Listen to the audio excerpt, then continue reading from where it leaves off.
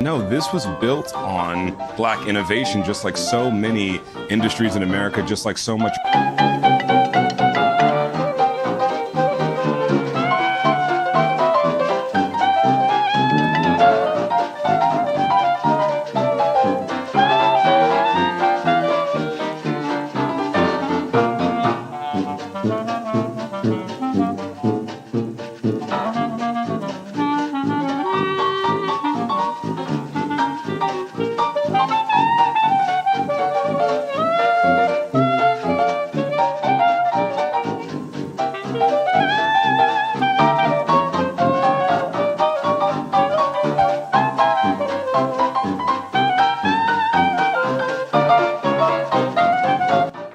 Academy of Motion Picture Arts and Science, fellow members of the motion picture industry, and honored guests.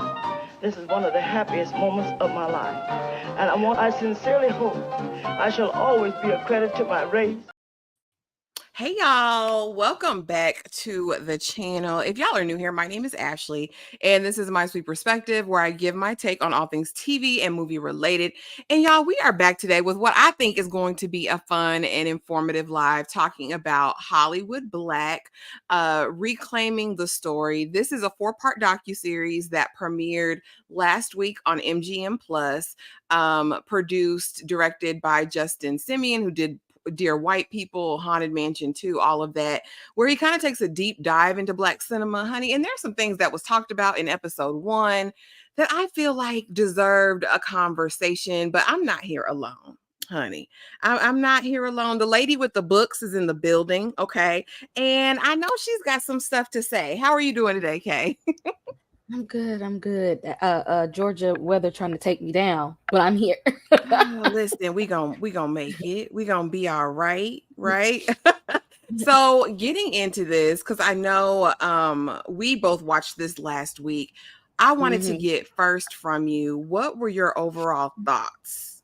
What was your overall thoughts? Oh, I'm here for a good documentary, that especially when it goes into like telling the stories that we don't always get told, and or getting into telling stories that we were told wrong information for. And so I'm always here for some truth telling. I'm here from some behind the scenes. Like and I loved hearing from all the celebrities that were involved with this documentary from their perspective. It was almost like being in film school. So I loved it. That's what it felt like to me too. I was like, okay, I'm getting a whole lesson. Some of the things we knew about, but we find out throughout the docuseries that there's been so much erasure, so much loss, either intentional or unintentional, right? Just because of lack of preservation, things like that. But child, this took me back to the school days, college days, high school days, where you watched a documentary, listen, and you learned something. You know what I mean? So, and if it's Black, every single time it's going to have my attention. I think it was so well done. I loved all of the directors, actors that were featured in the conversation. But this is a question that they asked at the very beginning, and I'm definitely curious to know from you. In your mind, what do you consider a Black film? And I'm going to throw in TV show too, because I know a lot of us watch a bunch of TV. But what makes a show or a film Black to you? A strong Black lead. I need it to be a strong Black lead, not just because it has Black people in it, or not just because somebody Black wrote on. I need there to be a strong Black lead that's going to give us some good representation, and it's going to give us some good storytelling. I need it to be something that's relatable. I need it to be something that feels like we're being seen. Absolutely. Telling our stories. I think that's pivotal too. And for me, when I'm talking about black, right? I want a black director, a black creative team, black writers, I want a black cast, and I want a black story, but not just Mhm. like a stereotypical black story. I want it to be I love when we can tell different stories within the diaspora. But if I'm looking at it, if it has a black director, okay, I'll take it black. If it's got a majority black cast or a black lead, I might consider that black. But I love this topic, and I love to see how they explained it, because a lot of them were like, well, is it telling a black story? And that was kind of their test of, is this considered a black film? And y'all drop it in the chat and let us know, what do y'all consider a black film? And hey, Layla in the building. Happy Sunday. Hey, Kamisha. Welcome. Hey, Miriam. Good to see you. Hey, Jay. Okay, Jay says, I did enjoy the input from black directors and creatives. Me too. I think it's so important. I think it's so important, especially when approaching a subject like this. But let's ease on down this road. So as it opens up, we find out, when they go to film school, right? They said that the first thing they hear about really is Birth of a Nation, because that was kind of the first big picture that did numbers here in the US. And what the creator director of Birth of a Nation did was appeal basically to all of those black stereotypes that white folks were afraid of, right?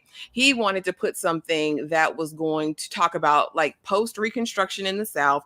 If black folks really got their freedom and really moved into becoming independent and all of that, what this would mean for the white man, right? And I don't know if everyone's seen Birth of a Nation.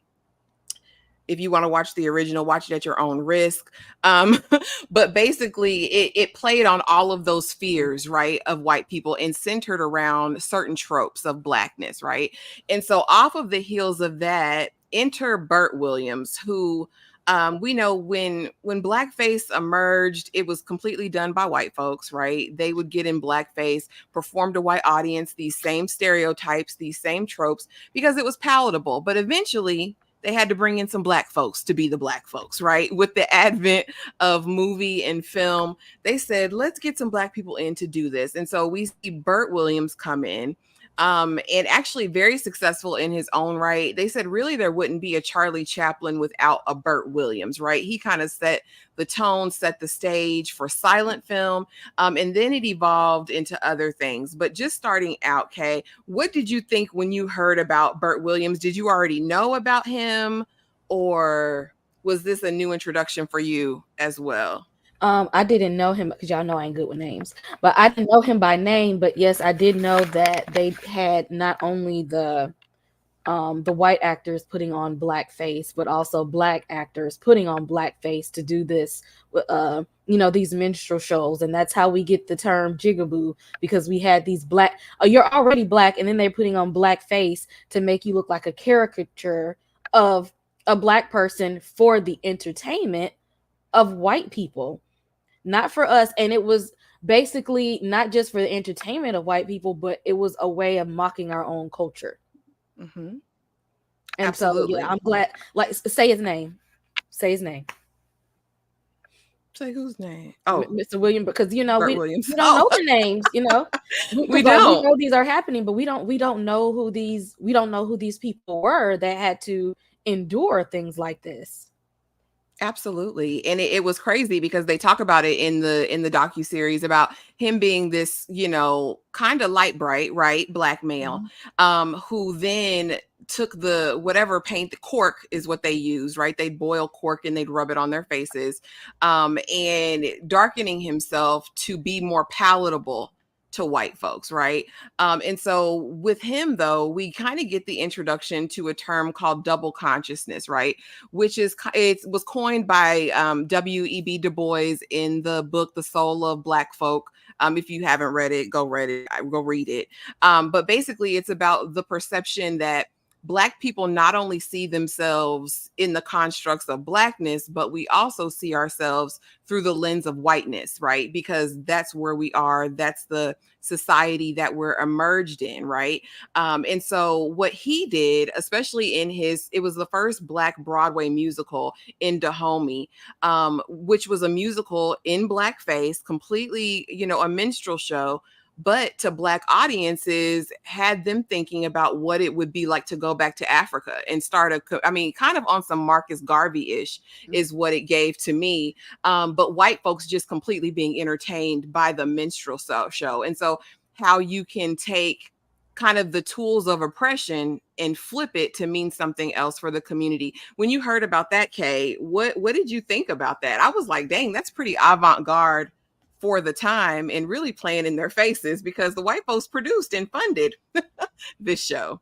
And yeah, shout out to I had to read that book probably my freshman year at Savannah State. Like, they had us in when you go to a HBCU, they make you take not only a regular literature class, but then they make you take something like African American literature. Every regular class you take, you're gonna take it, the Black version of it too. So yeah, very interesting to see that, and that while Black people they're watching this, like, you know what, maybe we should just leave.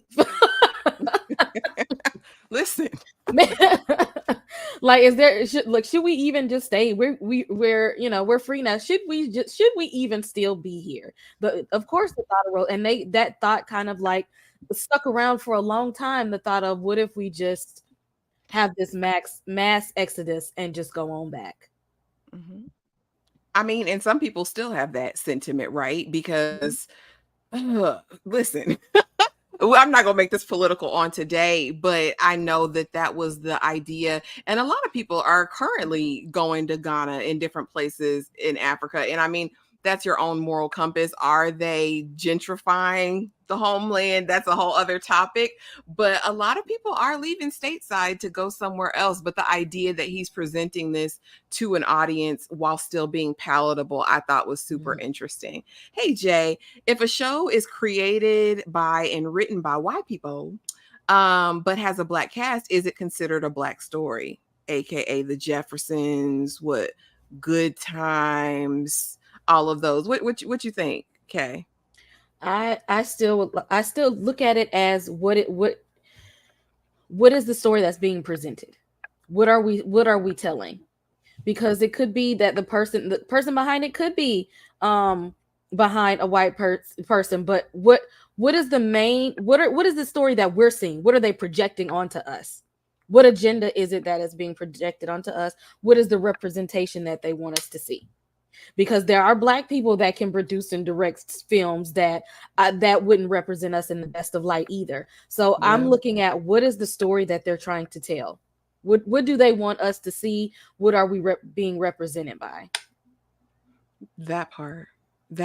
And I would venture to say I agree with Kay. And I think with the advent of like the writer's room present day, if there is Black input, as far as, because we've seen it over and over and over again, sometimes it's very hard for white directors, filmmakers to create believable or realistic Black characters, just because they don't know how to write Black people with nuance, right? They tend to make Black people very one-dimensional characters. So I think if they have input from other Black people that are rounding out the characters, it could be. But again, we walk in a fine line. DeMarcus wants to know, what did you think about the movie The Color Purple? The original or the musical? Yeah, let us know, DeMarcus, which one, the original or the musical, and we'll come back to that. And so again, in DHomie, 1903, two downtrodden dreamers get roped into a plot of an African-American colonization society embarking on a journey to a small African country where the society hopes to live freely and reign as royals. Listen, I love the concept. Absolutely love the concept of that. Next, we meet another person that I had no idea about, right? And so Oscar Michaud was a filmmaker who, after I was kind of researching for this, found out had a bunch of other careers before this. He worked as a steel worker.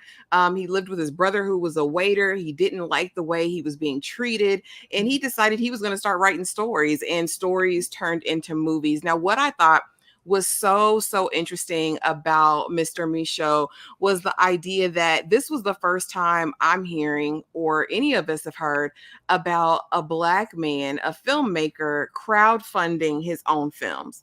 He would go door to door in Black neighborhoods, get money to make a film. He would make the film, put the film out, distribute it independently, get the money back, pay the people back, and then do it again. And he did this over 40 times, they said. He funded over 40 films over the span of his career. And what was so interesting is that he wasn't telling the traditional Black story. Now, Kay, when you heard about Mr. Oscar Michaud, what was like your first thought when they were going over his story?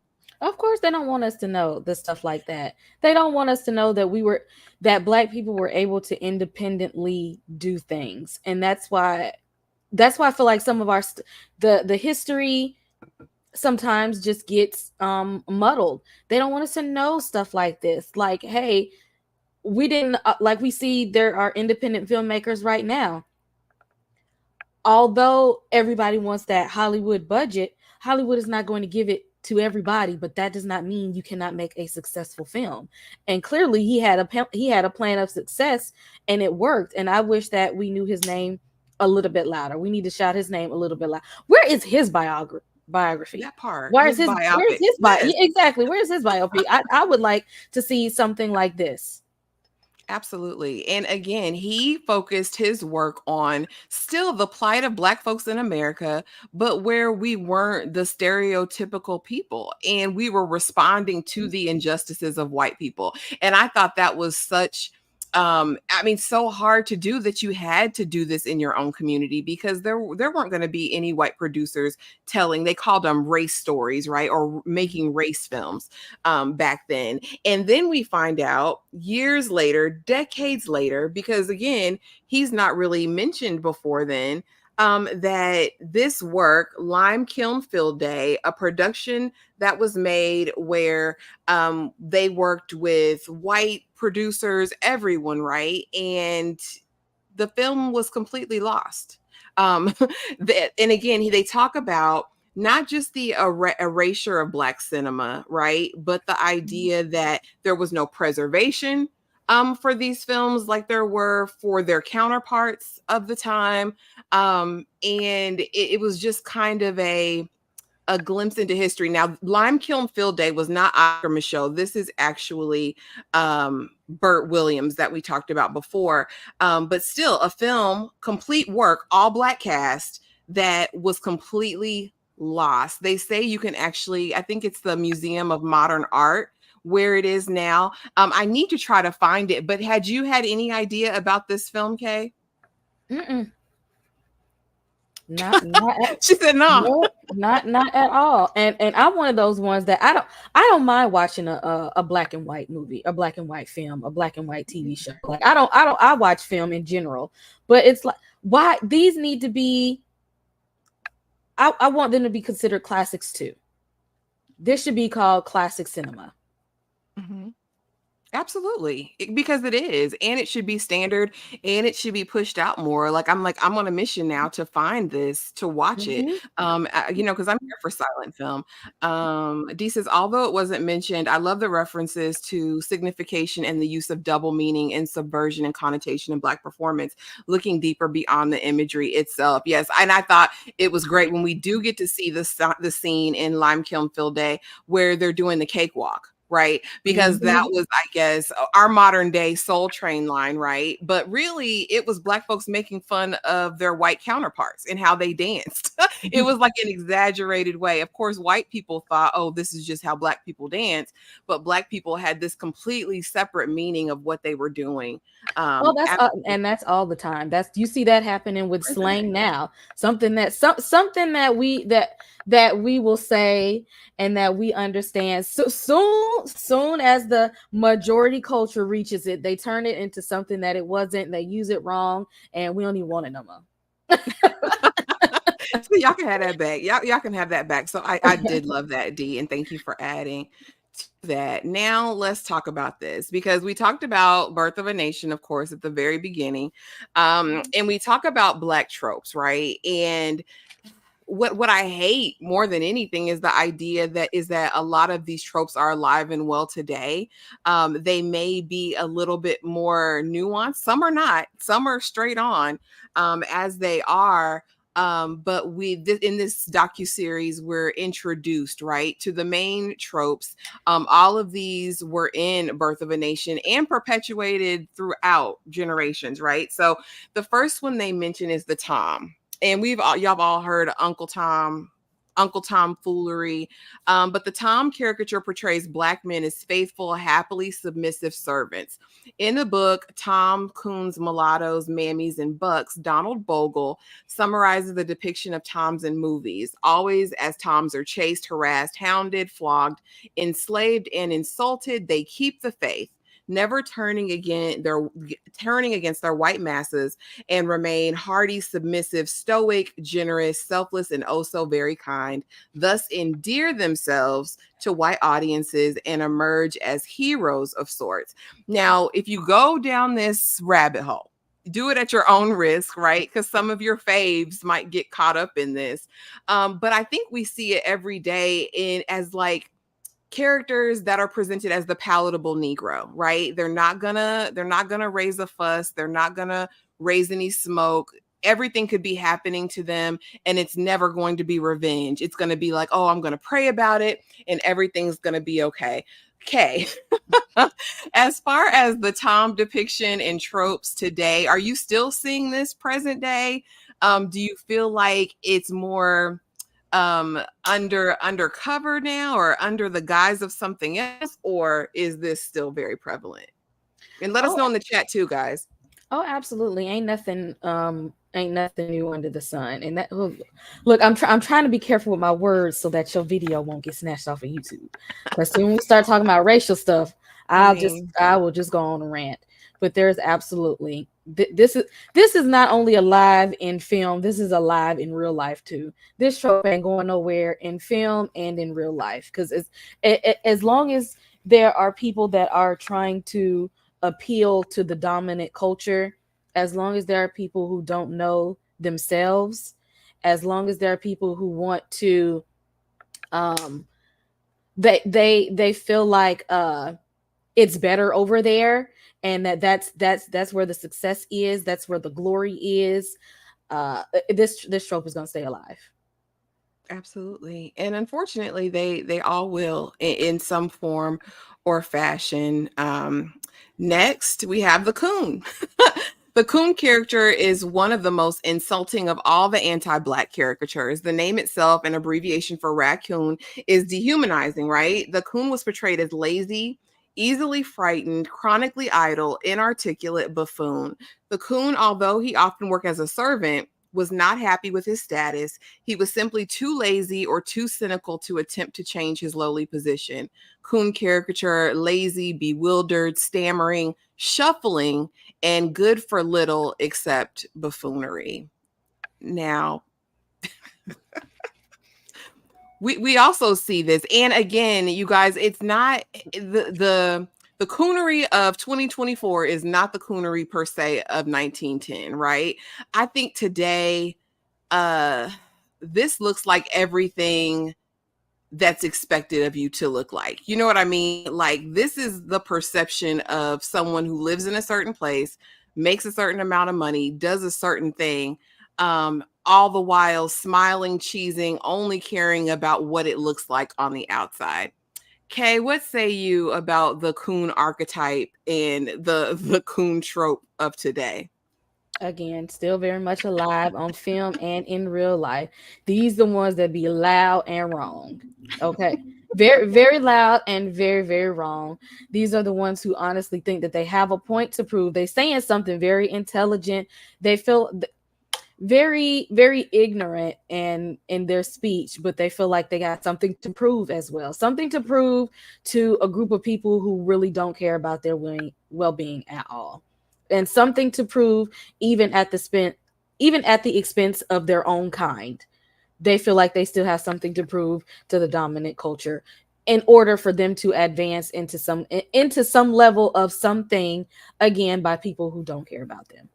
Some perceived ideal, right? And I know I said go read The Soul of Black Folks by W.E.B. Du Bois, but he also wrote another book called The Talented Tenth, where we get into this idea that there are select group, even within Blackness, right? And these are the ones that should be focused on. The others should be kind of cast away because they don't meet this standard, which I think is an adoption of our counterparts' ideals, right? Because why make this division within our own race? But I think present day coonery is where you see that, right? I'm not like them. I'm this, and I'm more palatable, I'm more acceptable, and I will shuck and jive, for lack of a better word, to be received and promoted as, top employee, I guess. Because I don't get it, because it's proven that you'll never be you'll never be that, right? Whatever this dream, this pie in the sky of achieving a level where you're accepted as equal to that, I don't think it ever. Do you think it ever comes for them? No, not at all. But some of them will feel like they got some piece of sometimes, people, just because when they throw you a crumb, sometimes that's good enough for people. Mm-hmm. A pat on the back, a good old attaboy sometimes is good enough. They ain't got nothing, but just giving them a piece of crumb, I guess it was worth all of that tap dancing. Well, next, and this is another one I hate. I've always hated this trope, and we see it today. And of course, I couldn't do all the tropes. I would love one day to get on and talk about all of the tropes, because we're not going to get to the sapphire. We're not going to get to some other ones that I think are really important, that, like I said, are still present day. But the mulatto, aka the tragic mulatto, right? This is a woman who doesn't know who she is. Her mama was Black and probably essayed by a white T-man. And now she is born and she's passing. And she doesn't feel, she doesn't want to be Black. She don't want that burden. She wants to pass in this white world. And so now she hates herself. She's depressed. She's an alcoholic, hypersexualized. She's a seductress. She's all of these things. And in all of these older movies you watch, she's going to take herself out, right? She's absolutely going to take herself out. The mulatto's life indeed was tragic. She was ignorant of both her mother's race and her own. She believed herself to be white and free. Her heart was pure, her manners impeccable, her language was polished, and her face beautiful. But behind all that, there was really nothing, right? It was all a facade. Have you seen this trope, Kay? And if so, what are your thoughts? Some people just need to know thyself, okay? Know thyself, because all it is something to help to push the narrative of separation. Because at the end of the day, it doesn't matter if you Black as night or you paper bag passing. They go by the one drop rule. So you crying a lot of tears, doing a lot of separation, doing a lot of name calling, stereotyping, colorism, and at the end of the day, we all gonna be categorized in the same place anyway. That part, and I think School Days does a great job of this. We see pieces and glimmers of it in A Different World if we're looking just kind of like for show references.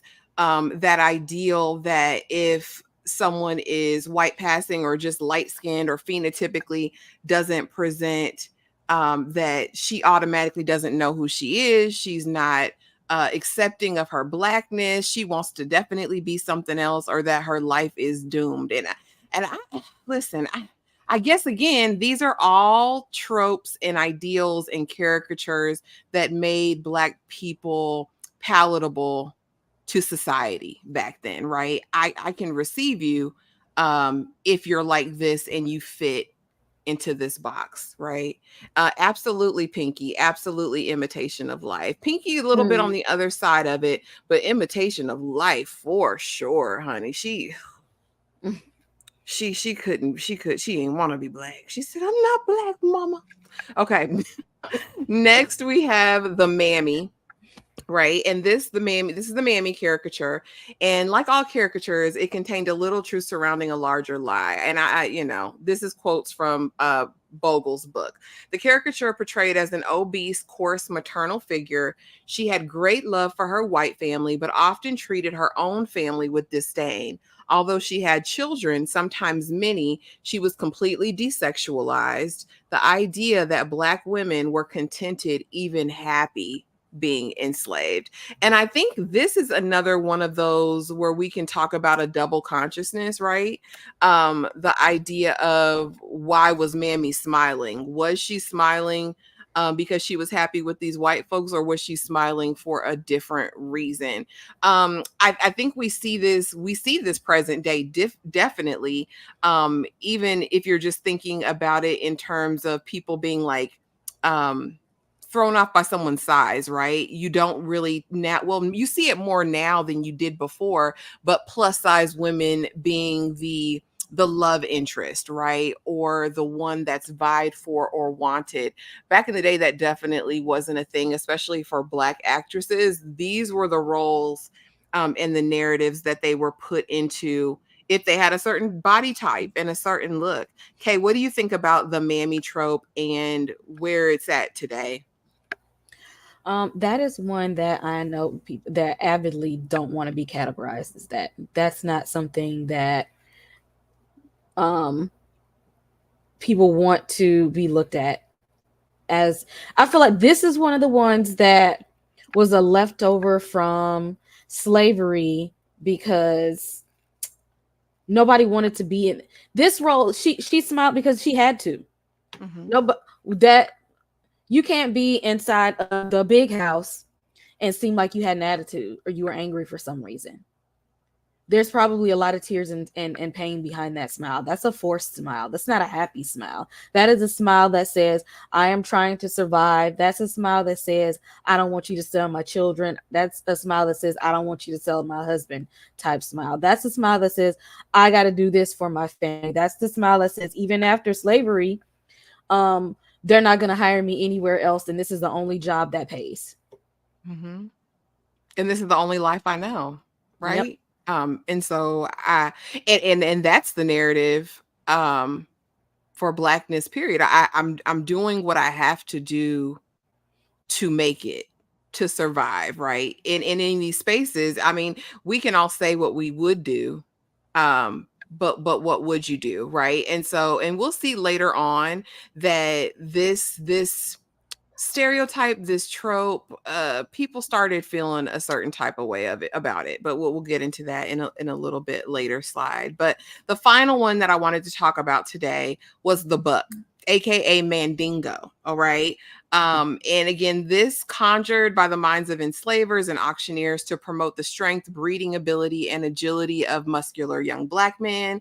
The Mandingo trope was born.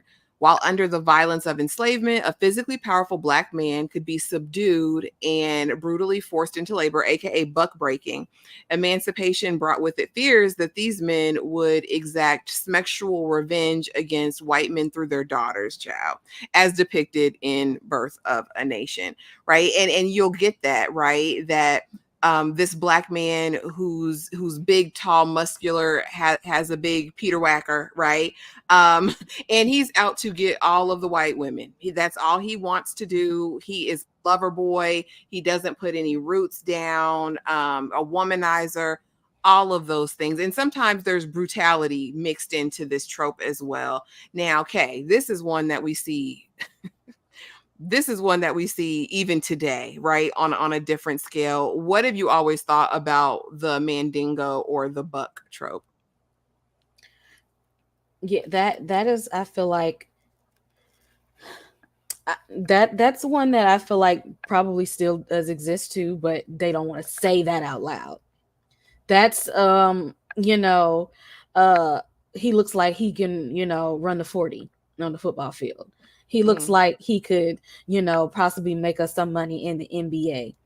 Or he's the one that is a fetish among white women, but I don't want, my family to know about type person. He's the this is the fetish guy that's around. Looks like he might be able to make some nice, beautiful children and make you some money within athletics. Well, That's what he's looked at for what his DNA and what his athletic ability can bring. yep, not held by any other standard other than that, the hypersexualization of the black man, because we also will see this trope even if you watch, I believe, the movie Mandingo, right? The white slave owner woman, she wants that man. She gonna have that man by any means necessary. So you do see that dynamic, and we actually see this perpetuated in real life, just not on screen or in books, unfortunately. And so now I wanted to just touch on this briefly, right? And I said Oscar's so black. That's completely ironic, you guys, because we know it hasn't been black. So 96 years the Oscars have been around. We saw Haddie McDaniel win that in 1939, and I don't think we saw another Oscar winner till 1962, and that was Sidney Poitier at the time. What do you think about the award system in Hollywood and the Oscars, and I guess Black representation? I believe DeMarcus asked, like, how do we feel about Denzel winning for Training Day and not for Philadelphia? You can elaborate on any of that. I feel like Denzel should have won for John Q, if anything. But of course, they're not going to give us an award for a movie about a present Black father. That's just that's not in the cards for us right now. It's like they see the talent. They know that the talent is there. They know it. But it's like, but I'm going to only give you this for this, though. We know the talent is there, but we're only going to allow you to get this award for there. At this point, thanks for the accolades. All actors want to be able to be recognized for their hard work, but stop seeking approval for people who don't see you for your real talent and real true talent. I love that when we do win and when the recognition is there, but I don't want it to be that we're going after their approval. If you notice me, but that's I would be happy getting this image award over here, because at least these people supported me the whole time. Yeah. They were there the whole time. These accolades were here the whole time. Don't just see me in this project because majority of the cast was white and you just sprinkled me in there. But I was really great in this film over here that had an all Black cast. I was really great in this one. So yeah, nice when you finally see the recognition. I'll take it, but don't seek it as the end all be all approval. Absolutely. And you're right. It's nice to be recognized by a panel of your peers and people that you work with. I just wish it wasn't always for a certain type of role. You know what I mean? Like, and maybe it's changing. Maybe there's an evolution happening in it. But, I think you're right. I think, where can Black people just be recognized for the work they do in whatever capacity, not based on a certain character or a certain type of character, or one that's palatable, or one that's received in those circles. You know what I mean? But it's definitely interesting. And like I said, hopefully there's an evolution and a change that we're embarking on. Now, I know I didn't put on here what I necessarily wanted to put on here because I'm being delicate and sensitive. However, we're going to talk about it, right? Because I want to know what modern day minstrelsy looks like, right? And so I pulled a quote from Kakia Magoon, who says, minstrelsy was built upon the idea that Blackness is as whiteness sees it, that Black performers and creators exist for the entertainment of white audiences, that Black people exist exclusively for use by and support of white people. And this kind of goes into the magical Negro trope. And we didn't talk about that today. Maybe that we'll talk about that another time. But do you still feel like we see modern day minstrelsy in cinema, in TV? The face.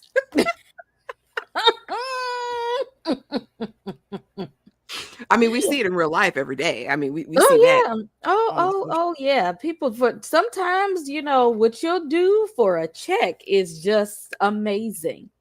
What you will do for some money is amazing. You know what? If this wasn't alive, the Zeus Network wouldn't exist at this point. Okay. Because who is it for? Who are we representing at this point? What are we trying to push for? What is the narrative that we're pushing in this manner? Because you surely aren't trying to tell other Black people this is what we're doing, this is what we're looking like. You're not trying to tell us that. Who are you entertaining besides the people that already see us as that anyway? Because that's what they want to see us as anyway. The dominant culture is not trying to watch us being an attorney. They're not looking at us being a Supreme Court justice. They don't know nothing about that. They don't know when we put out something that has to do with a Black super. I don't know any of them that know Black Lightning. Okay, they're not watching that. But I guarantee you, they know that Real Housewives and Love and Hip Hop exist. They're not watching the shows that we would think that we're focusing in on that bring a positive representation. But our stereotypes come from the programs that look like minstrel shows.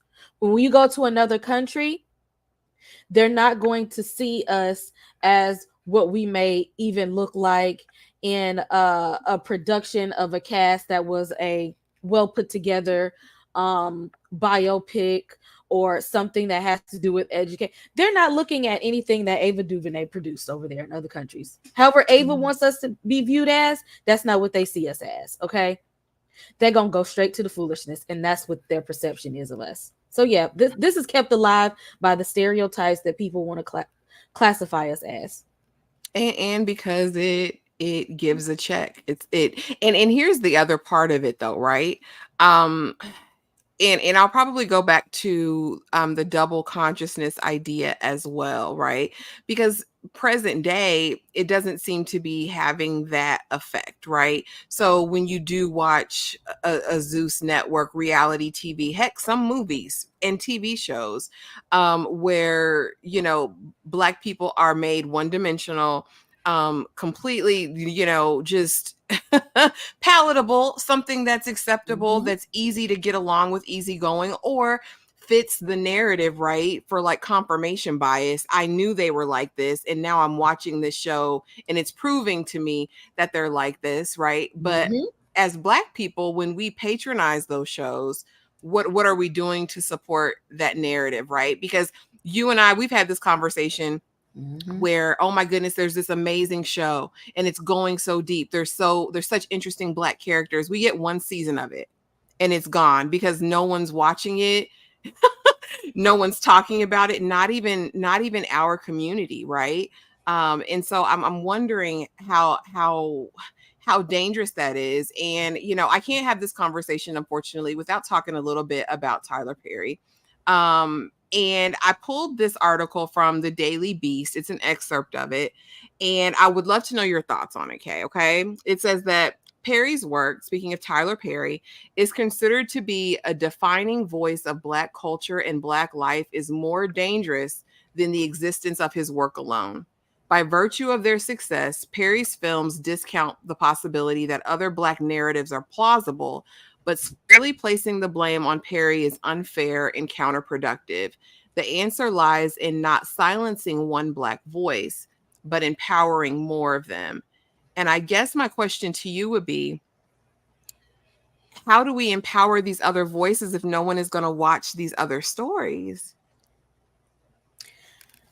That's because of the minstrel show. The minstrel. Why would you watch something? Why would you want to watch something about the educated Negro when the minstrel show is so much more fun? Because that's what I know. That's what I know. I know that the Black woman is gonna suffer through a struggle of. We don't know about the empowerment part. And there, some people's mind, that's the part that looks unrealistic. That's the part that's like, no, I don't know. I don't think that's possible. They're not watching for the love stories that's like the photograph or a journal for Jordan. Healthy Black love stories that people actually care about each other, because they don't think that that's what it is. But when you slap on that she's got to get beat and stripped from wealth and have the next best thing is the struggling man. Oh yeah, that's what's recognizable right there. That's what I believe. This is more entertaining than this woman who has a good job and a healthy relationship. Yeah, because she's either that, right? She's either like the victim, and I'm putting up with this no good man, or she's hell on wheels and she's emasculating every Black man she comes into contact with. She's cussing people out left and right because she's the strong Black woman and she can do it by herself. She don't need anybody else. And that kind of I want to really do a live about all of the tropes, but that's kind of the sapphire, and we see that a ton present day. So let's see. C says continue to make content about it, and we do. It's just crazy how, like, if you guys are on TikTok, you'll know, like, you can put up shorts all the time.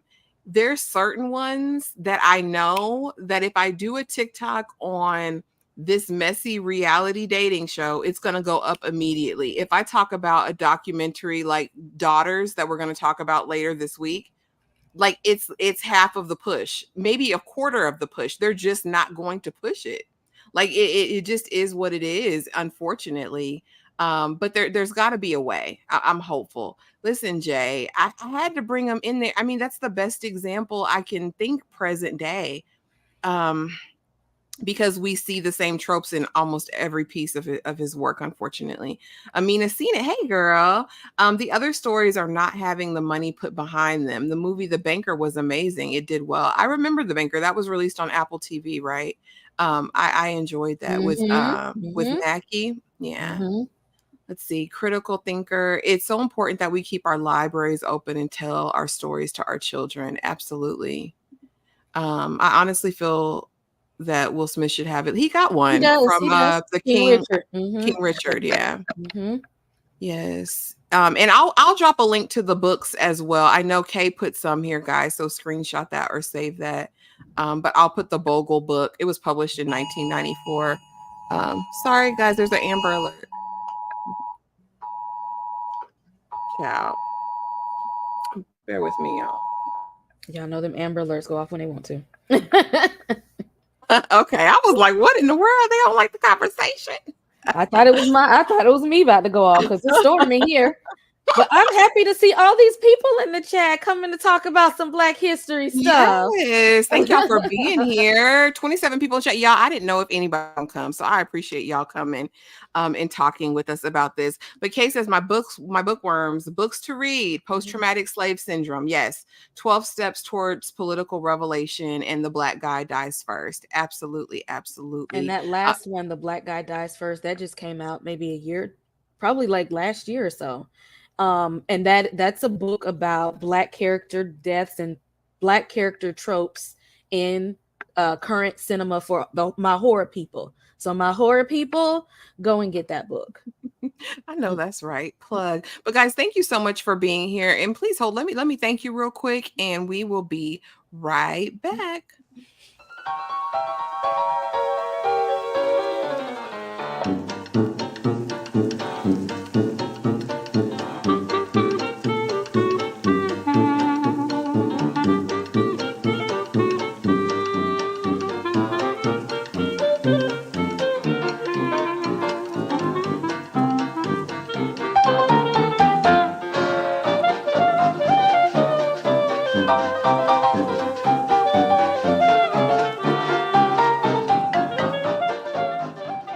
No, this was built on Black innovation, just like so many industries in America, just like so much.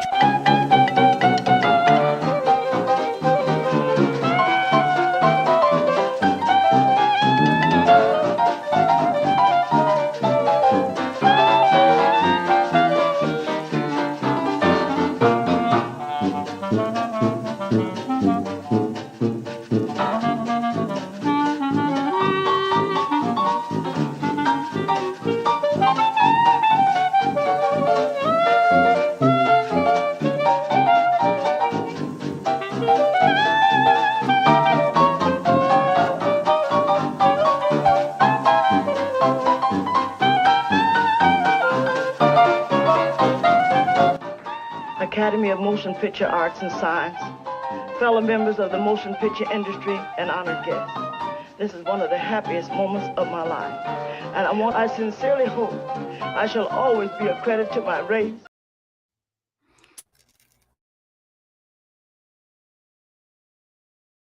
Y'all had to talk about that. And I wanted to talk about what it means to be a credit to your race. Haddie McDaniel in 1939, at the end of that video clip, you saw part of her acceptance speech, right? And that was her hope and her desire. But during this time, and we'll get into it, I believe in the next slide, she ran into a lot of opposition because if you know anything about Haddie McDaniel, the majority of the roles she played were Mamy type roles, like in Gone with the Wind. That's probably one of the most notable that you'd remember her in. And even watching it, if you go back and watch it, you'll see a ton that she did with that role with very limited space, right? In terms of dialogue and stuff like that. But everything she gave to it with, gestures and body language and all of that. But she gets up there, she gives her speech and she talks about wanting to be a credit to the race. Kay, how did you interpret that? And what does it mean to you when someone says, they want to be a credit to their race? That she knew that this was just opening a door. Mm-hmm. That although people may, as much as they hate the Mamy trope, what you can't deny is that when we play a role, we're going to commit to it. That the talent was there, that she had the talent to actually play whatever she wanted to play, and that she wanted to say that I had to play this, I had to do this so that someone else could come along to know that it was possible. Because had I not done this, we may not have even been considered talented enough to even be in this prestigious space as all. And the fact that they had her all the way in the back and she had to take that long walk to the stage just to give her speech, which I'm glad that she did, that wasn't intimidating too much for her to not show up and to not do what she had to do, because it, hate it or love it, somebody has to be the first. Absolutely. Somebody has to go first. Absolutely. And it, and I know what Tyler called us highbrow. Highbrow up in the Negroes. That's what he said. And then you think back and I wonder in the time, because she was doing what she had to do. The majority of the roles we'll get into NAACP's involvement, but pre-NAACP involvement, the majority of the roles that people of color, Black folks, got in Hollywood were that of servants. They were subservient roles. And so, Lord, we get into this and Mr. Child, what's his name? Whitman. Because I had it written down, y'all. Give me a second, because he kind of pissed me off a little bit. A lot of it, really. Walter White, my bad. Walter White. I got to think of Breaking Bad. He gets involved because, again, and Amina said it, she was getting a lot of slack for these roles in the community, because now we had a kind of a Black Power movement and we were moving into a different direction in history, right? Post-civil rights, all of that. And we no longer wanted to be represented as just the maid or the housekeeper, right? And so, he had a lot to say about Haddie, but Haddie said, well, what can you say to me? You only 136th Black. I don't think I'm going to listen to a man tell me about my experience as a Black woman in Hollywood when he's passable. You know what I mean? And so anyway, enter Lena Horne. Walter White takes a special interest in her, plucks her up and says, I'm sending you to Hollywood. It was like she didn't have a choice. Lena was singing in the clubs, minding her own business. And he said, come on board. I'm sending you to Hollywood. You're going to go to MGM. You're going to sit down with Meyer. And she was like, I don't know what to do. So they said she brought her daddy, the gangster. They worked out a deal in the contract. She was never to play any domestic role at all. And she signed a 7-year contract. And what I thought was so beautiful, because Walter White was coming for Haddie, and Haddie McDaniel was in Lena's corner and said, baby, I wanted this for you. This was the dream. The dream was not that we would always be playing these types of roles. And I loved hearing that story of how even though he was coming for Haddie McDaniel was right there to support Lena Horne. And so my question to you, Kay, with all of his energy coming towards Haddie McDaniel and then Lena Horne coming into the game and kind of shifting it, because then we get a Dorothy Dandridge. I mean, before then we had Josephine Baker, and I would love to do a live just on Josephine Baker because she kind of changed the game internationally. But what do you think? Did NAACP's involvement help us as Black creatives, as actors in Hollywood, or not? We needed something to cover us, some organization of representation. And although you know, nobody's ever going to agree with the individual people that are within organizations, but as a whole, we needed something to say that we have something that is going to be a resource to us, because everybody else does.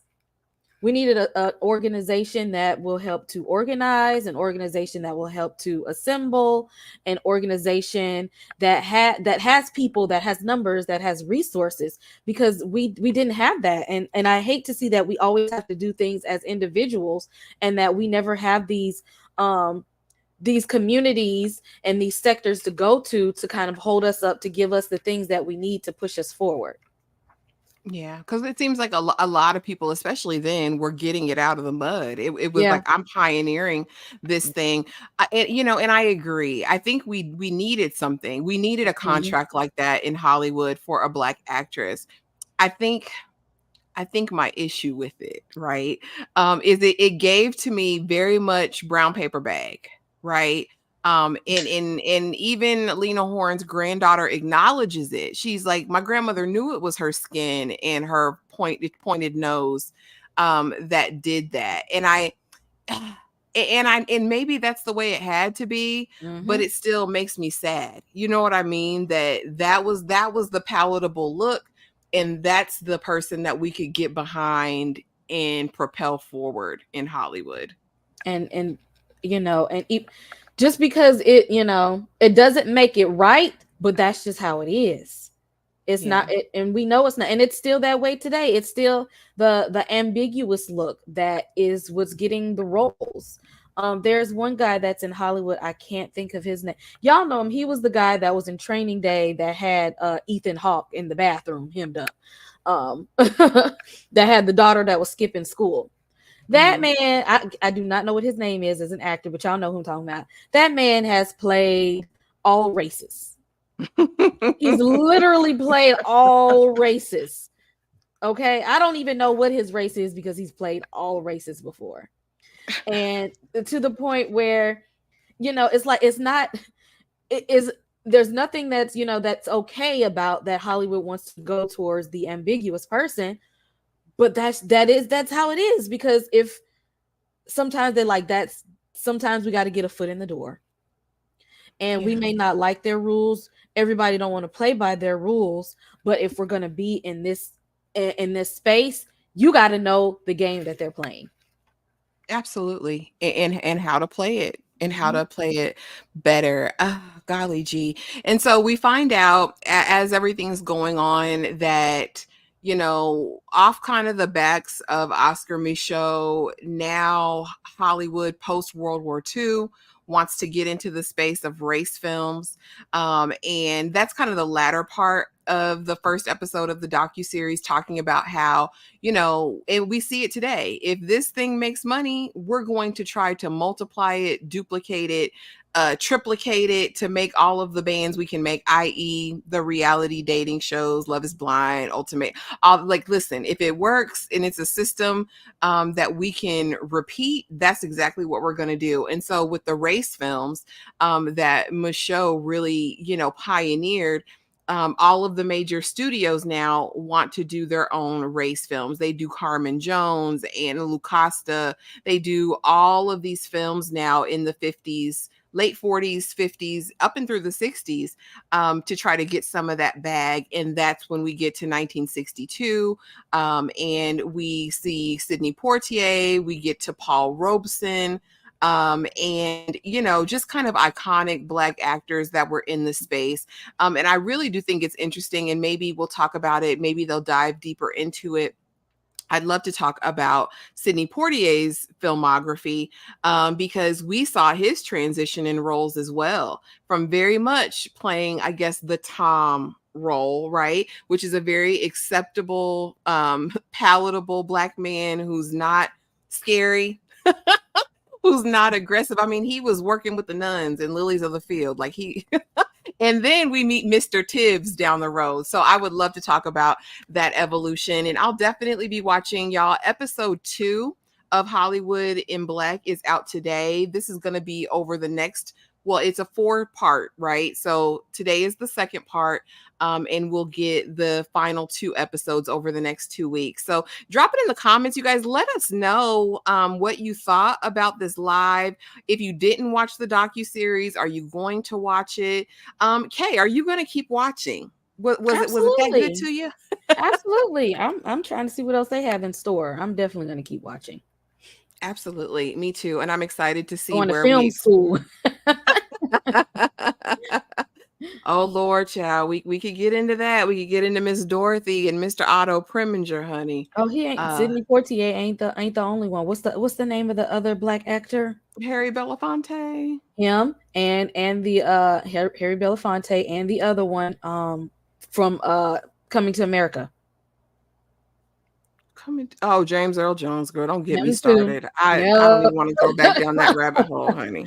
Yeah, I don't want to go back down that rabbit hole, because there is a salacious interview of James Earl Jones, honey, and his YT wife, and him talking about Black women, y'all.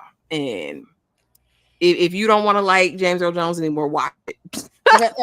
I know. If you don't want to taint your image of the King of Zamunda, do not go down that rabbit hole. Oh, Yvette, don't be.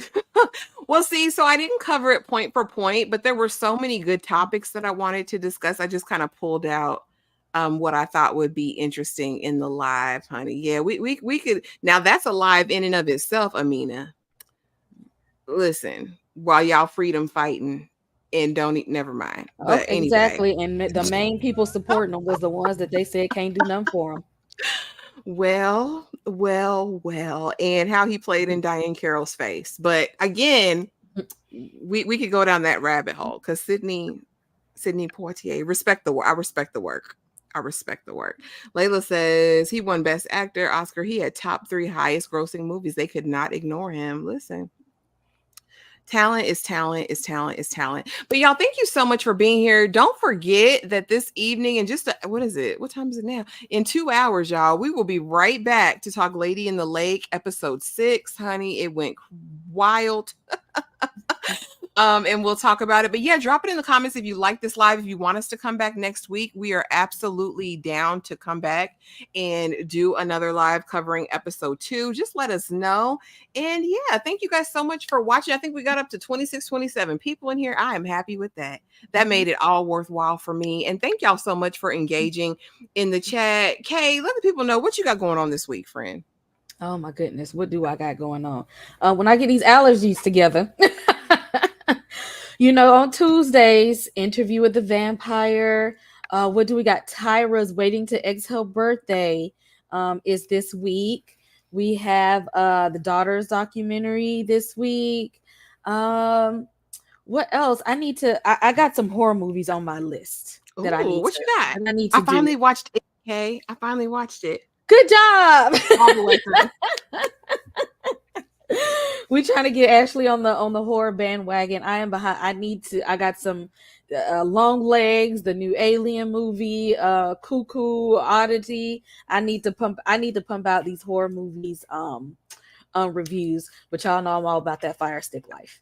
So look, when I get it, you got it. Well, thank you so much for being here today, Kay. And thank y'all all in the chat for being here. And we will see y'all in the next video. Thanks so much for watching and hanging out with us today.